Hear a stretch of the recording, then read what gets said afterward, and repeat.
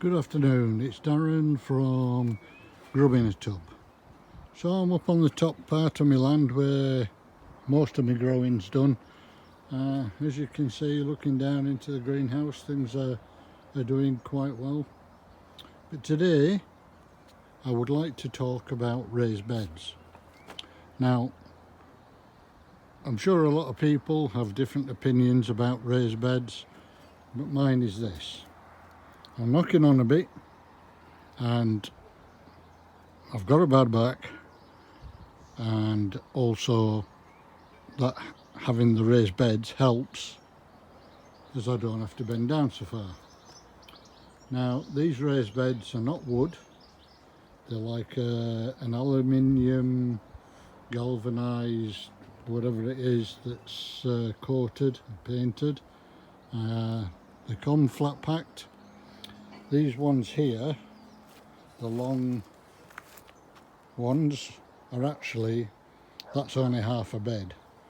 As you can see right down the bottom end of the garden, I'll show you those. That is full height. Down there, they're about 4 foot high, 5.5 foot long and 2.5 foot wide. So instead of bolting them all together to make more beds, what I've done is I've not bolted the top section on. It still gives me a good 18-inch depth for growing, and yeah, they serve the purpose. Everything's netted at the moment, and I do find it a hell of a lot easier to grow in the raised beds. In many ways, not just for health problems, but it helps you to be able to set out your garden. My beds have got like a reinforcing bars in the middle like that, which stop the sides from bulging out. But then, as in this bed here, directly in front of us, I've got one half sown with carrots and the other half sown with parsnip. So it more or less sections the bed off for you if you want to use the bed for a dual crop. I know it's nothing particularly fancy, but it does the job. Same in this bed. I've got onions in here with some intersown beetroot, and I could have done it where I had onions in one side and beetroot in the other, but it breaks it up, adds a bit of colour, so nothing's as straightforward as it seems. If required, you can use a whole bed for whatever crop it is that you want, or as in this top bed here, I've got some brassicas with some radish, which are really coming on well now. Got the odd one that seems to be a little bit floppy, but I don't know what they are, so I can't really do much about that, to be honest. And then, as you know, over the past few days I've been creating a new compost area, which you can see in the back there, and that's for the autumn, October. That first bin is full, all been transferred, and is breaking down very nicely, which allowed me this space here to create 2 more full-size beds, and this little bed, which is just a board between 2 of the beds, and you know, I'm going to put some rhubarb in, and it might be all right for some beetroot or some radish or something, you know, small in that way. A few lettuce maybe, we'll see. But either way, that's the total extent now of my growing garden.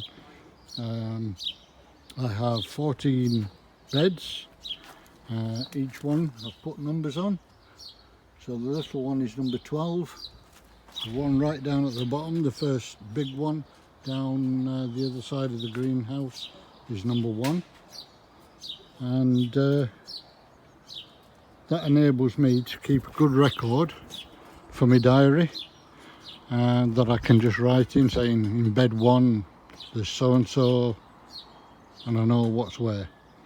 Bed 3 will be a permanent crop as when they arrive, which I'm getting worried about, as I was told the middle of last month that my asparagus would arrive. It hasn't. I've sent them an email and they've said the early April, and I'm still waiting. So I'm going to give them another week and see how we go. But hopefully my asparagus will come and it'll be going in bed 3, and that'll be a permanent crop in there, and all I'll do is keep it topped up with decent compost, and we'll hopefully get some nice asparagus. So just about everything out apart from the flowers that are in the greenhouse. I've got some leeks and some kale coming through, ready for going out in the garden, but as to where we're going to put them yet, we're not too sure.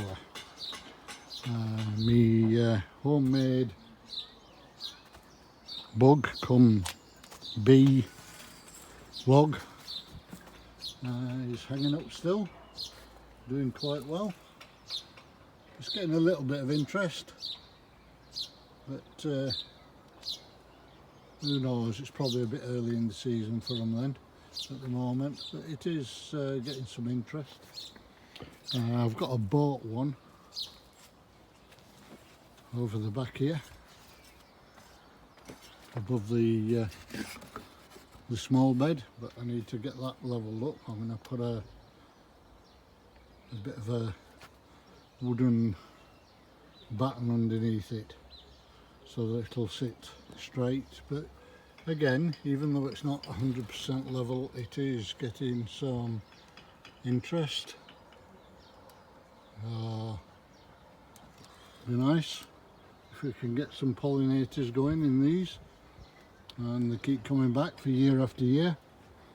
This bed is everything thrown on at the moment is going to be for the French beans. Bed 11, French beans. I know I've got bamboos up, but I'm not sure if I'm going to do half a bed of climbing and half a bed of dwarf, as I'm not sure which is going to grow best where I live.